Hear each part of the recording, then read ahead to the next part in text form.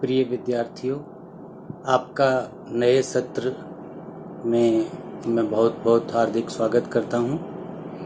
हम लोग BCom part first के बिजनेस एडमिनिस्ट्रेशन के फर्स्ट पेपर की चर्चा करेंगे, जो कि कंपनी अधिनियम एवं सचिवीय पद्धति के नाम से हम जानते हैं। ये आपका प्रथम प्रश्न पत्र है, जिसका सिलेबस 5 सेक्शंस में डिवाइडेड है और प्रत्येक सेक्शन से परीक्षा में आपको एक प्रश्न करना अनिवार्य है।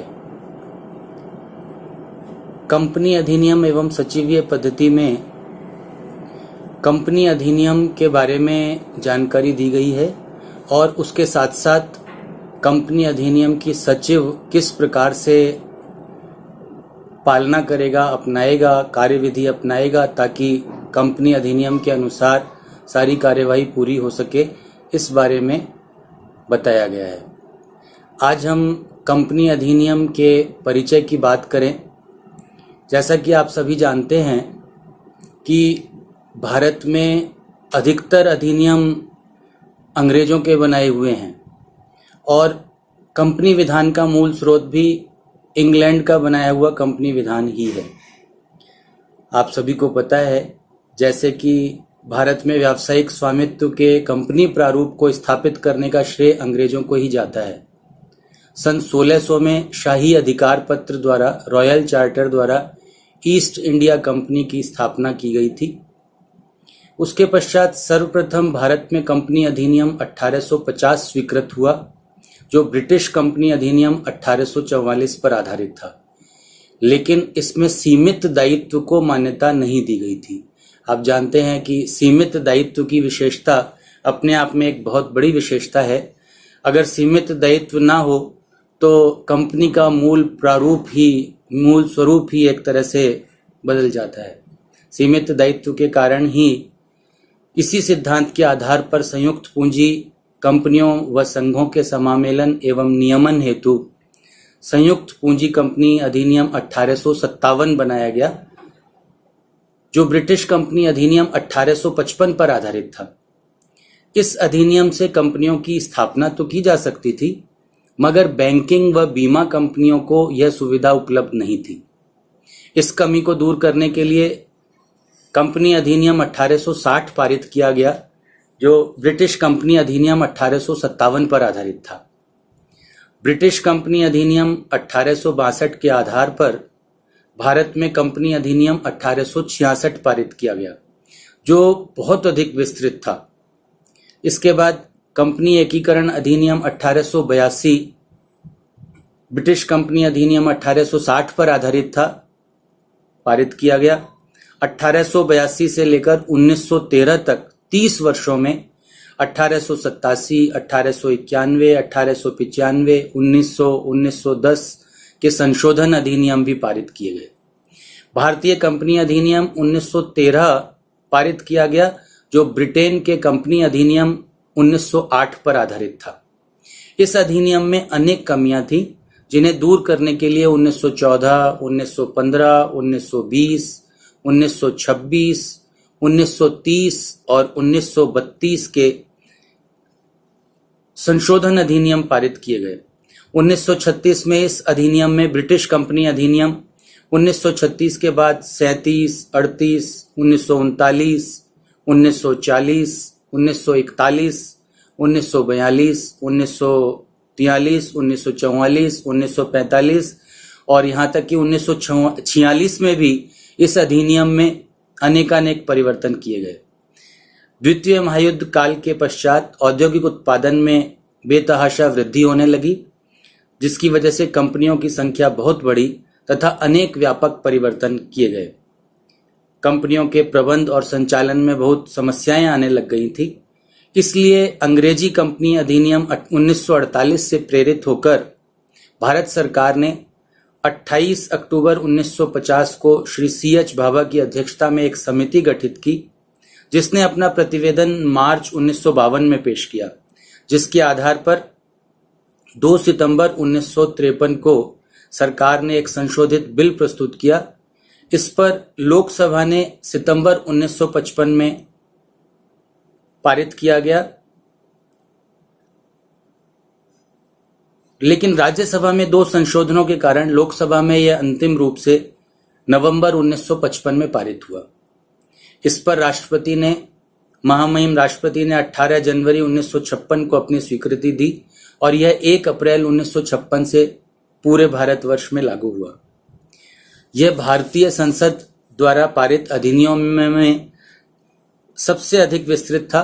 इसका मूल उद्देश्य समता और न्याय के सिद्धांतों के ऊपर आधारित व्यावसायिक प्रयास के क्षेत्र में केंद्रीभूत अधिकारों, संबंधों और हितों का संतुलित समायोजन करना था। इसको कंपनी अधिनियम 1956 के नाम से जाना गया और उसमें 25 से अधिक बार संशोधन किए गए।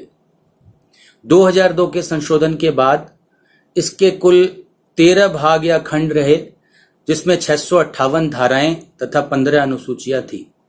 यह विश्व के कंपनी विधानों में सबसे अधिक बड़ा था, बहुत जटिल था और व्यवसायी वर्ग का मत था कि यह बहुत बड़ा, बहुत जटिल, बहुत अव्यावहारिक है।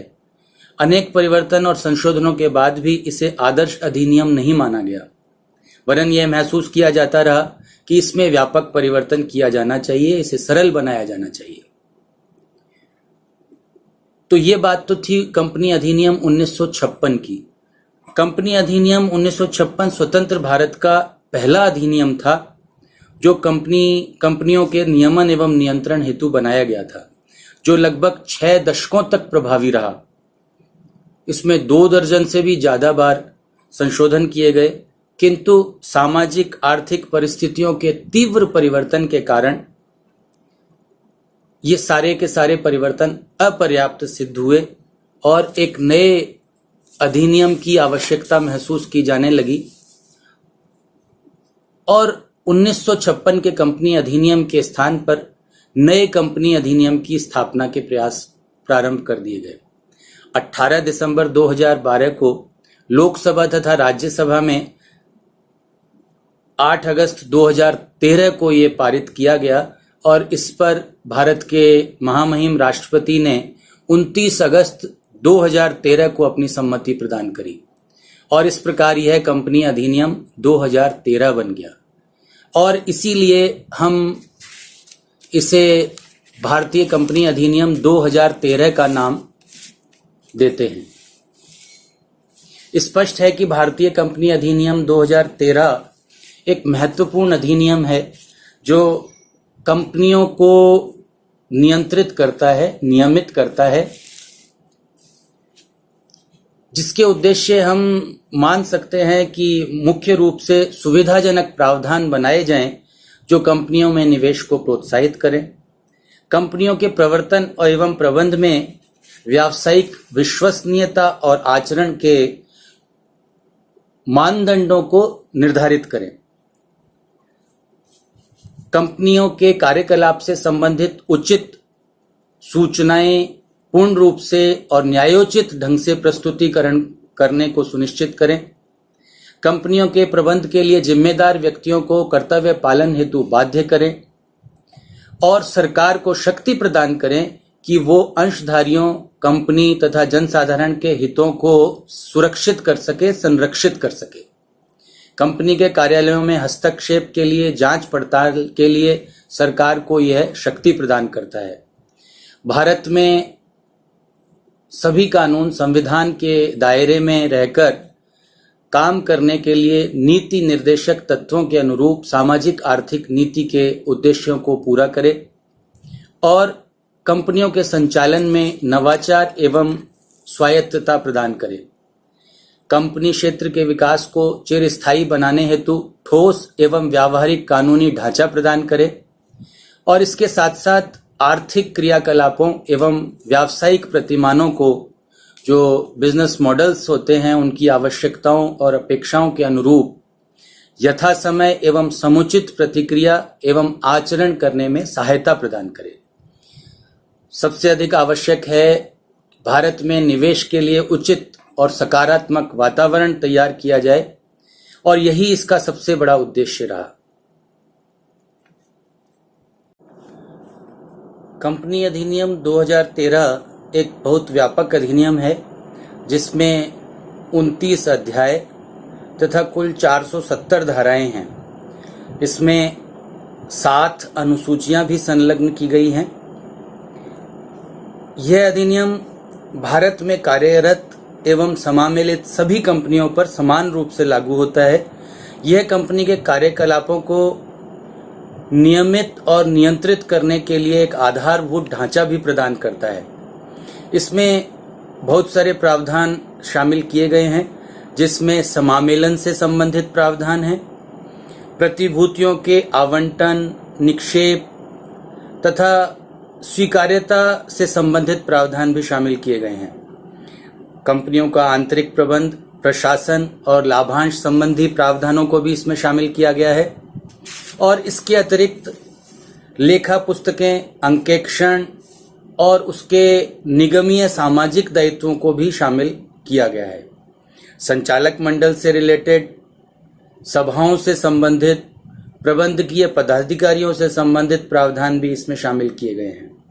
कंपनी के दस्तावेजों को जांच करने संबंधी, अन्वेषण संबंधी प्रावधानों को भी इसमें शामिल किया गया है। कंपनी में एकीकरण से रिलेटेड समझौते और व्यवस्थाओं का भी इसमें समामेलन किया गया है। कंपनियों में, बहुत सी कंपनियों में अन्याय और कुप्रबंध भी अक्सर देखने को मिलता है, जिसको नियंत्रण करने से संबंधित प्रावधानों में भी सारे प्रावधान इसमें शामिल किए गए हैं।